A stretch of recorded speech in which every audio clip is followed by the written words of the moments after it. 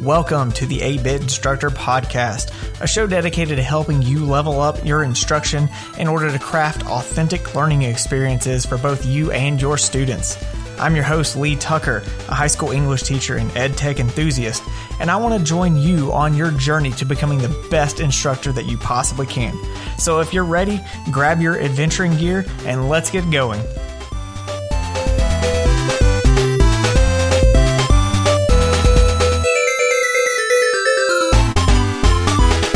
Hey, what's up, 8-Bit crew? Today is Thursday, April 1st, 2021, and this is episode 34 of the 8-Bit Instructor Podcast. It's the 34th episode, and I will announce this will be the final episode of the show because I will be shutting things down after this episode. I'm just kidding. That's an April Fool's joke. I'm not shutting down. I do have some changes and some ideas in the works for the fall, but for now, you guys are stuck with me in your ears. Hopefully that's not terrible news, but I couldn't resist a little April Fool's joke. So hopefully that's not too big of one. I do have a great show lined up for you later on. I'm going to be talking about assessing students, and we've got testing season coming up, and so I went through and looked at some different ways that we can assess students without constantly throwing that traditional quiz at them. So make sure to stay tuned for that. Also got a little word of wisdom coming up for you later out of the treasure chest. But we're going to look at some news and updates first. Hopefully you guys are doing well. Spring is starting to get into full bloom. I know a lot of you might be on spring break this week or next week. We've got next week off. And so spring break is coming up. That warm weather is just getting everybody moving and excited. And so hopefully things are going well for you and you're getting ready to hit that final stretch towards the finish line of this 2020-2021 school year that has just been a brand new experience for all of us. So as far as some news and updates goes, Mote has just released a new update for their stuff, and they now have Mote for Gmail.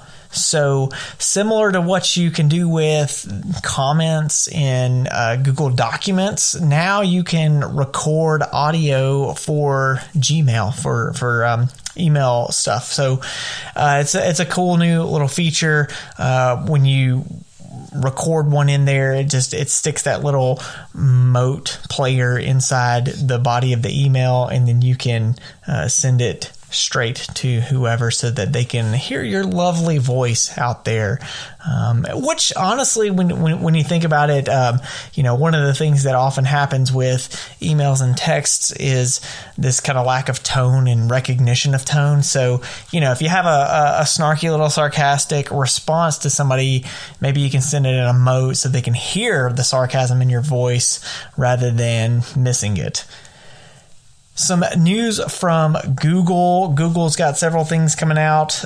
Google is going to be doing some additional language support for live captions on Google Meet for Android and iOS devices.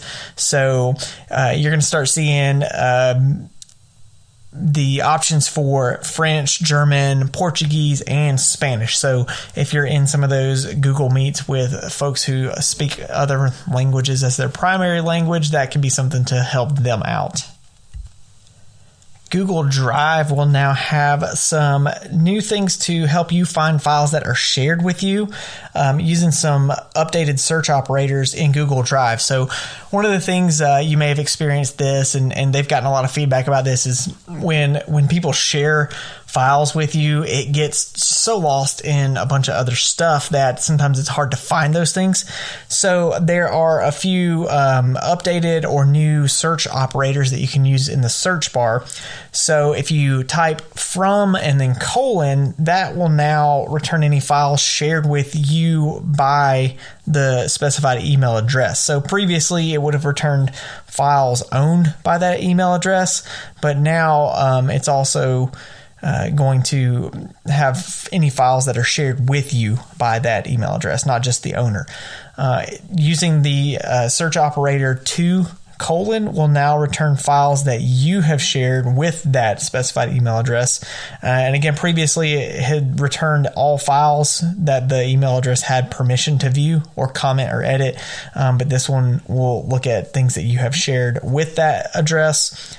The operator shared with : is a new search operator that will return files that the specified email address owns or has permission to view, comment, or edit. And then finally, you'll have owner : returns files owned by that email address. There is nothing new. That's one that has not changed, but you can use it to return the results you would previously have used in the from operator. The Google Chat app is going through some new changes for the user interface, both with the website and with the app that you can use for that. So if you've used Google Chat, you may be a little bit familiar with some of this stuff, but a few things that is going to be kind of changing. Now in chat rooms, you can access to shared files and tasks via tabs at the top of that room. There's also going to be the quick access panel on the right side, just like you have in Gmail. So you'll have access to calendar, keep, tasks, and all that kind of stuff. You can also search for existing conversations or for people to start new conversations with under the plus on the left side of the navigation. And then now in the search bar at the top, you can look for content across all rooms and direct messages. So if you didn't know kind of what room that was in or who you were talking to, you can search across all of those. But then you can also search for specific content within a room or a direct message by clicking on the search button at the top right corner of that room or DM first, and then proceed to the search for the content. The chat and the rooms section on the left side navigation bar are going to be static now, allowing you to scroll more easily. And you can adjust the height of each based on your preference. You also will have a feature to toggle between full screen view and the pop-up view for rooms and DMs, allowing some easier multitasking between some of those conversations. Also, the integration with Google Meet is going to be in there, so you can join or start a call directly from chat rather than having to go to Meet to start it. And then pinned chats and rooms are going to now be at the top of the chat and rooms section instead of in a separate pinned section. So you'll have that a little bit easier to find there. So those are some updates coming to Google Chat, which I think is great. I think that's one of the apps that, they've made a lot of progress in it. It's still not as great, in my opinion, as some of the other chat things like Discord or Slack. So there's a few more features I'd like to see out of Google Chat before I really get into that over some of those other apps, but those are on the way. So if you do use Google Chat, be on the lookout for those. And then finally, Flipgrid has released 16 new camera filters for their app. And so you can check those out. I'm not going to go through all 16 of those, but it just gives students the ability to be a little bit more creative, use a little bit more just kind of fun stuff when they're creating videos on Flipgrid. So you've got some of those different filters and settings that are going to be available. So you can check the link out in the show notes if you want to see all of the different ones that will be available. So that takes care of news and updates for this week. So let's go ahead and pop open the treasure chest and see what we've got inside today. So today I've got another quote from you. This quote today comes from Patrick Rothfuss, and the quote says, "If you give a man an answer, all he gains is a little fact, but give him a question and he'll look for his own answers." And this quote really kind of sums up the attitude that I've had toward the way I interact with students the last several years. Typically the students, they're going to keep asking essentially until you just give them the answer. And, one of the things that I realize is that doesn't help them learn. So oftentimes when students ask me a question, especially if it's for help on something, I have made it kind of a point to follow that up with another question, some kind of guided question or some kind of leading question to lead them to the answers, or at least point them in the right direction so that they can find the answers on their own. Because when they search that stuff out, they tend to internalize that a lot more. And so, instead of if a student, a lot of times they might want me to read over a paragraph and tell them what to fix.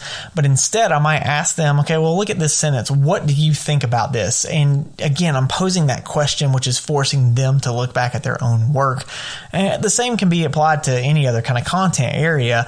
If they're working on a math problem and they ask you, is this answer right? Instead of just saying yes or no, you can ask them those leading questions to make them look back over what they've done and really think about it. So keep that in mind, as you go forward. Maybe that's one of those things. It's really easy for us as teachers to kind of give in to those questions, and we're so busy and things are so hectic in class, and we've got so many different students to check in on that we don't feel like we have time to really get them to process it. And so we just kind of give them a quick yes or a no and move on. But maybe think about taking time to kind of slow down and give them those questions to force them to search for the answer.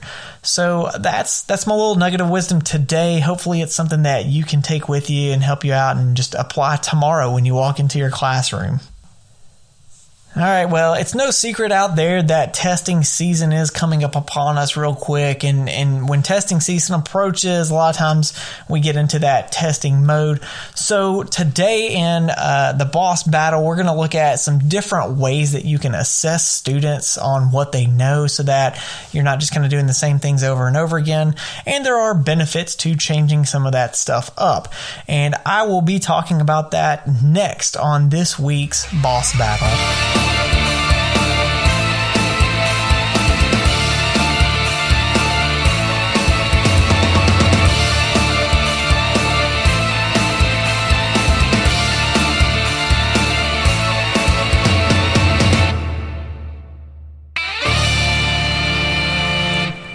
So testing season is quickly approaching for us, and whether or not you are excited, I guess I should say, about the testing and regardless of the circumstances about all of the testing that's coming up, and whether or not we agree or disagree with the fact of whether students should be taking these tests this year or not, the fact of the matter is that these are coming up, and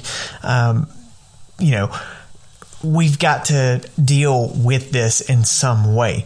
Now, I've talked a lot about how much I don't like standardized testing, and I guess that's kind of me misspeaking, really, because I don't think there's anything inherently wrong with standardized tests. I think that assessing students is a good thing. I think it is a necessary thing.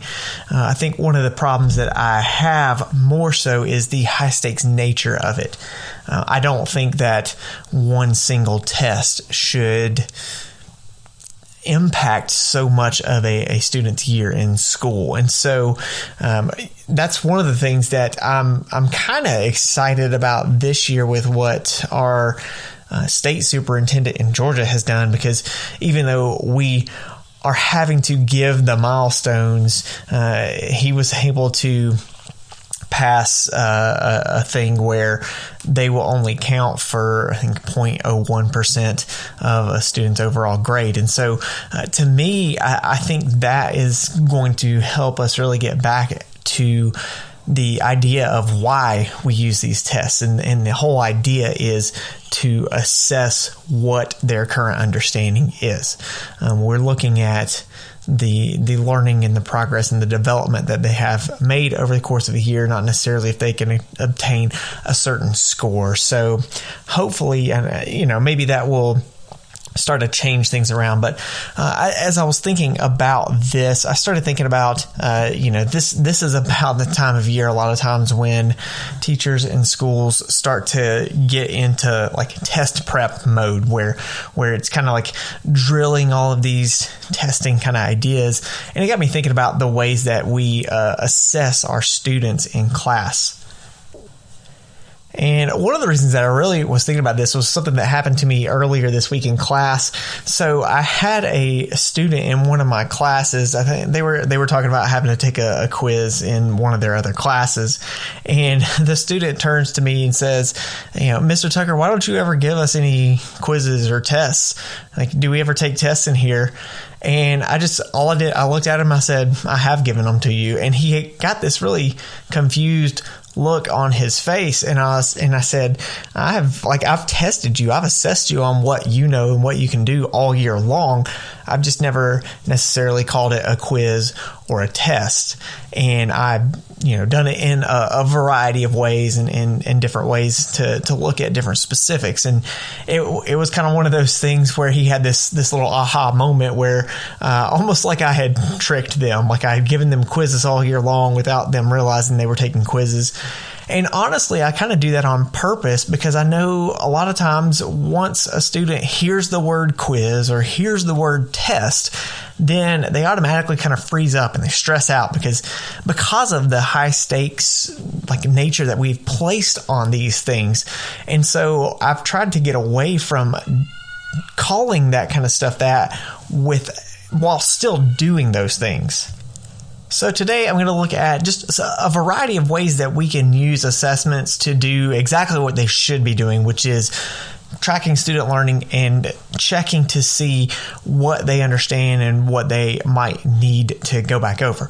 So before I get into the how, I wanted to take a quick look at the why, because a lot of people might approach it in the sense of, well, why do I need to change it up? My students need to take quizzes. They need to get ready for these tests and all that kind of stuff.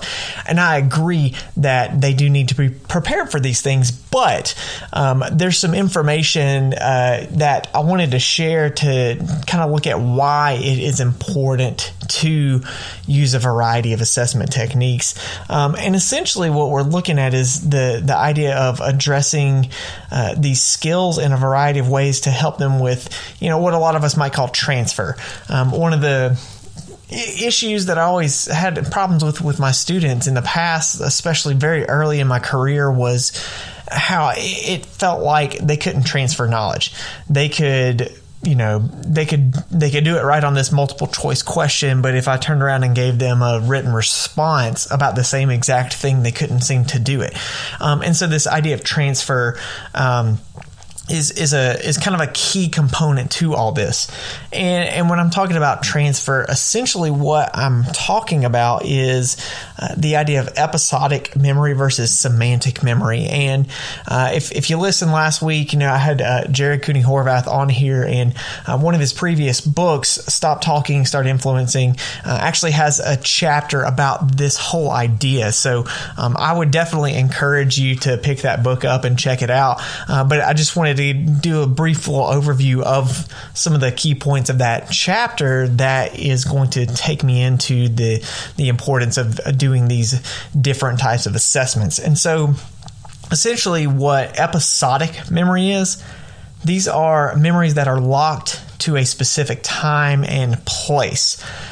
In other words, if you have students practice the same skill the same way every time, then that skill becomes locked into that class setting, that environment, that type of problem. And so they're only going to be able to recall that information if they're sitting in that same exact environment. And so it would be something in the sense of, if you really only wanted them to do well on that standardized test, then every time they practice those skills, they would need to do it in a standardized test setting. So you would have them sit in rows, and you would have it completely quiet, and you would have them doing it on whatever kind of platform the testing was going to be on. And you would have the questions formatted in the same exact way.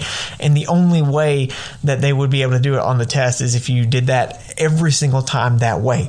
That's episodic memory. And it has its places. But if what we're really going for is students mastering these skills and this idea of transfer, then what we want is what's called semantic memory.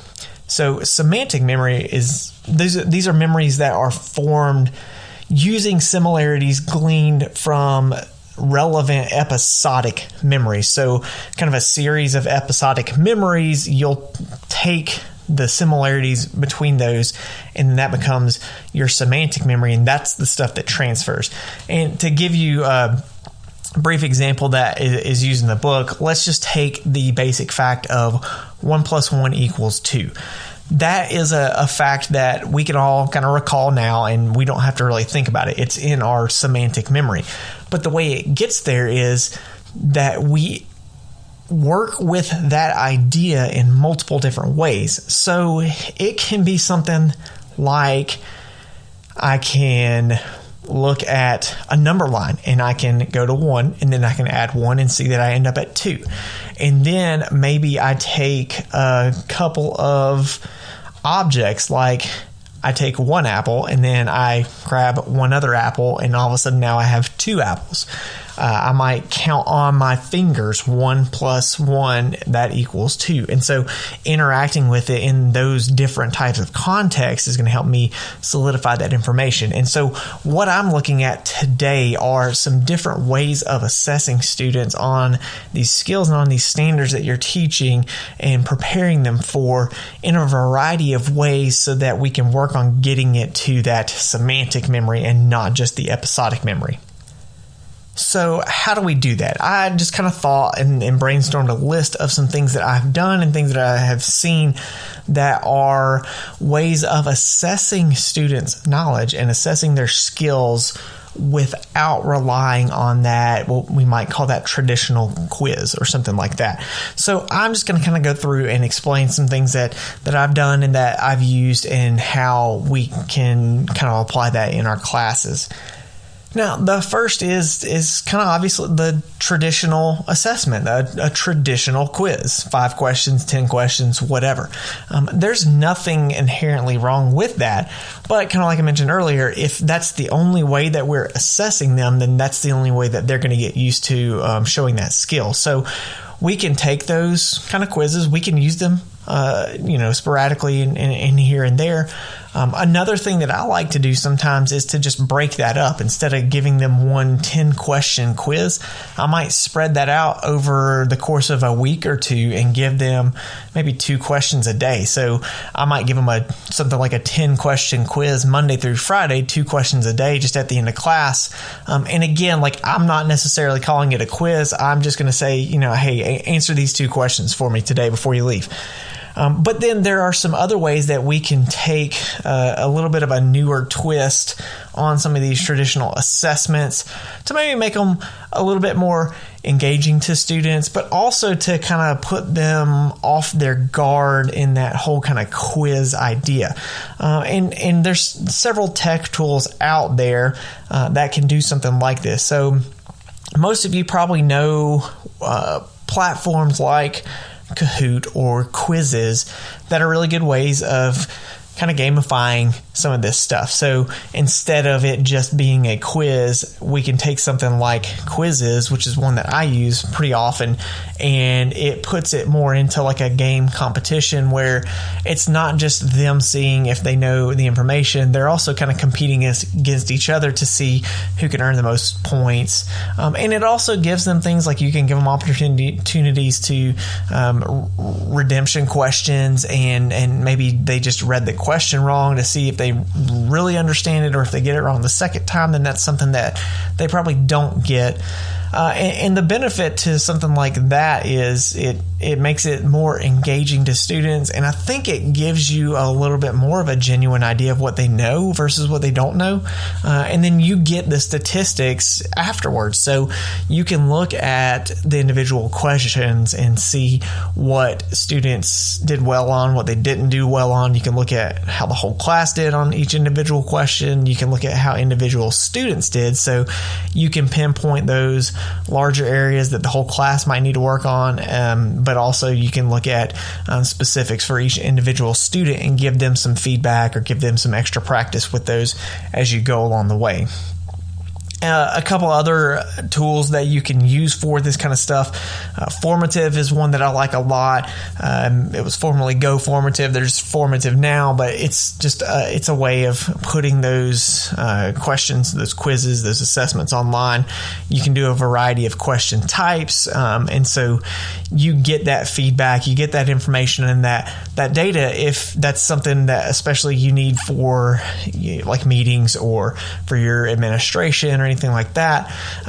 You can get printouts of that and all that kind of stuff. You can link all the questions to specific standards, so you can see again where are students doing well, where are they struggling, and adjust your instruction in the same way. And then, of course, like you can just do a simple Google form. You can do the same kind of stuff. You can set up multiple choice questions. You can do short responses, paragraph responses, and all that, and set it up in quiz mode so that forms will score any of the multiple choice type questions for you, and then you can assign point values for any written responses. And then again, you're doing that same thing. You're getting that information and you're assessing what students know and what they can do. Another method of assessing just a general kind of idea that I really like to do is just conversations with students. And that's something that works especially well in my content area with English. And I think it would work really well in like a social studies or history class. But it could even work in any other content area, because essentially what it is me having a one-on-one conversation with my students about some of the ideas that we're covering in class. And so there are a few different ways that I thought of that you can work to have conversations with students, both face-to-face in person or online virtually. And the first one is simply just conferencing with them one-on-one in class. So if you're face-to-face with students, you can have one-on-one conversations where you ask them specific questions, have them respond to it, and then follow up with that.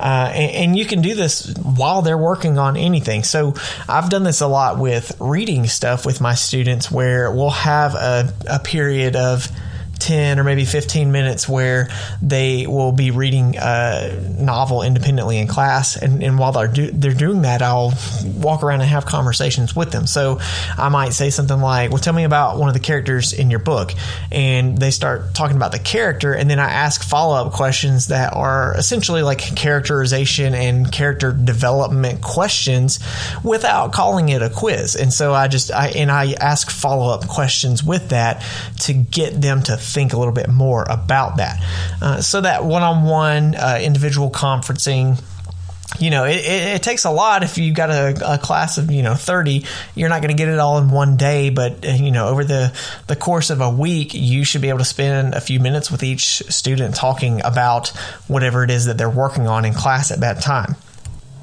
I also really like using the question feature in Google Classroom for this same exact thing. So instead of doing it in person, face-to-face discussion, I can do it online in a way. So I can pose a question in Google Classroom, and then the students will answer that question, and then I can go in and kind of do the same thing where I'll read their answers and read their responses.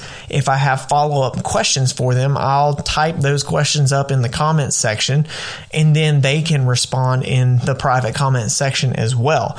And one of the cool things about the question feature in Classroom is that you can do this as a group discussion as well. So you can set it to where students can see other students' answers and they can respond to other students. So if you wanted to do it in a class discussion kind of way, I used it with independent reading if they were reading different books, but they're all reading the same book, or I'm asking them a question about something like everybody is going to have roughly the same answer. I can have them go back and respond to other students' answers. I can have them ask follow-up questions or anything like that. Another format is, you can use something like Flipgrid, where they can create video, or now they can just do audio. And again, I can do the same thing. I can pose a question, you can pose a problem, or whatever it is that you're wanting to assess from your students, and then they are going to record themselves explaining their reasoning or talking through their thought process. So it could be something more than, say, in math, if I pose a math question to them, whereas traditionally I might just have them, they're writing the answers, working their way through the problem. With this, there is that added expectation of them talking through their thinking process. So the next thing I'm going to do is subtract this from this, and here's why I'm doing it. So having them explain gets into some of that metacognition where they're thinking about what they're thinking to help solidify some of those skills and understand why they're doing that. And of course, there's plenty of other tools out there. You can use something like Padlet to do a similar thing where you throw a question up on there and they put their answers on. Google Jamboard would work the same way essentially. So, ultimately what it is you having conversations with your students in kind of whatever format or whatever app or website or platform works best for you and what you're comfortable with.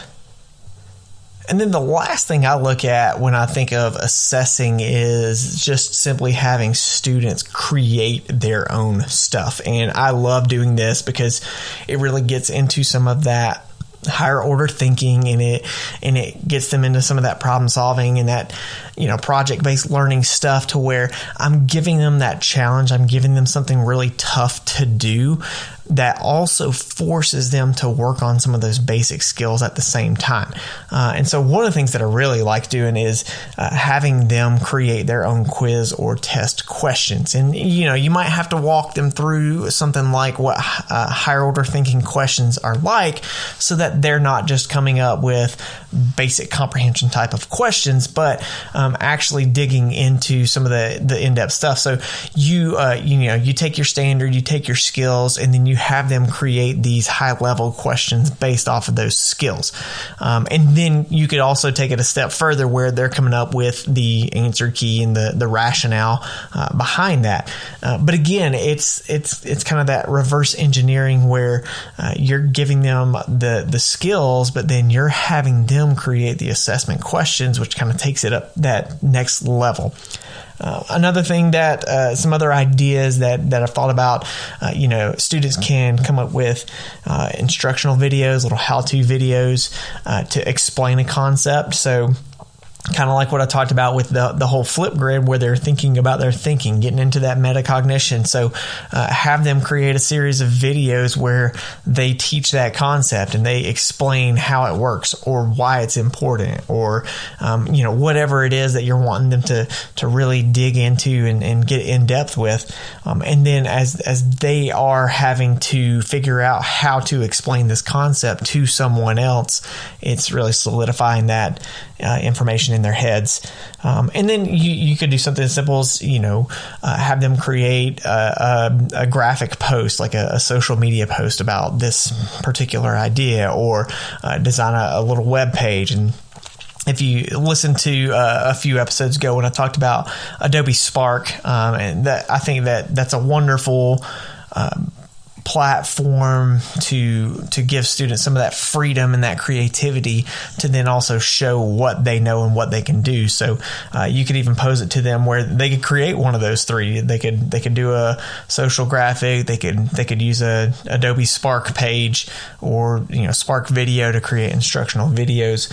But getting them into that creation process really kind of forces them to slow down and think about like why they do the things that they do and what it is that they're actually doing, because they're having to explain it a little bit more to someone else. So that's, most of my thoughts about assessments and how we can use those in class, but then adding that variety. So think about ways that you can take those skills that you're doing. You can definitely give them some of those quiz type questions, those test type questions that they're going to see on the standardized testing. But think about ways that you can expand it out beyond just a quiz question. We can do questions, we can do conversations, we can do creations with that, and using all of those interchangeably. Not only does it add variety to the class, which is going to make class a little bit more engaging, so it's not always the same thing over and over again, it helps your students interact with these skills and these concepts and these ideas in lots of different ways to help really solidify into their memories.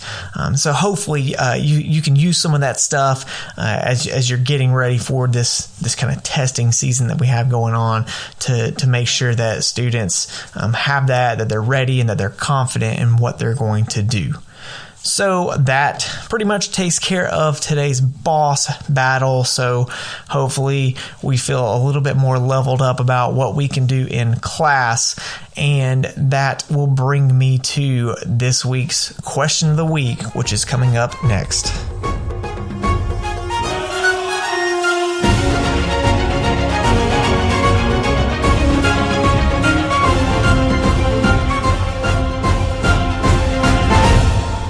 All right, so for this week's question of the week, I want to know some of your ideas. So I just spent some time talking about some different ways that I assess students with what they know and what they can do.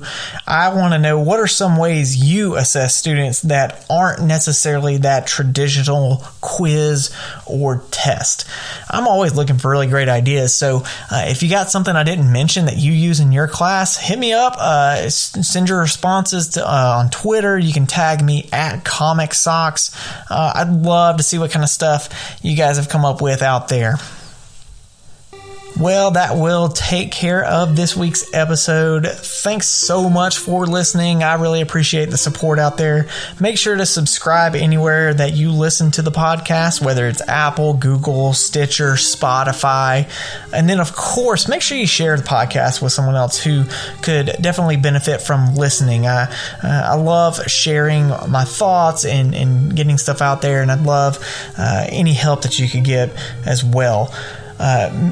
If you want to share with the community, get a hold of me. I'll get you on the show sometime. We can talk about something that you're doing in class. I love having people on and talking to people. Those episodes tend to be more of my favorite episodes than these, single me talking kinds of episodes. So if you got something you're doing in class, let me know. Let's talk about it. Well, stay safe out there. I'm proud of you. I'm proud of the work that you're doing. If you're on spring break this week, make sure you take time to relax and recharge. Or if your spring break is coming up, make sure you do the same for yourself. We got to take care of ourselves. We're going to take care of what we do in the classroom. So, don't work, rest, relax. I have to tell myself that kind of stuff too. So keep getting out there, keep giving it your best, keep leveling up your teaching craft. And until next week, may your swords stay sharp and your shields hold strong.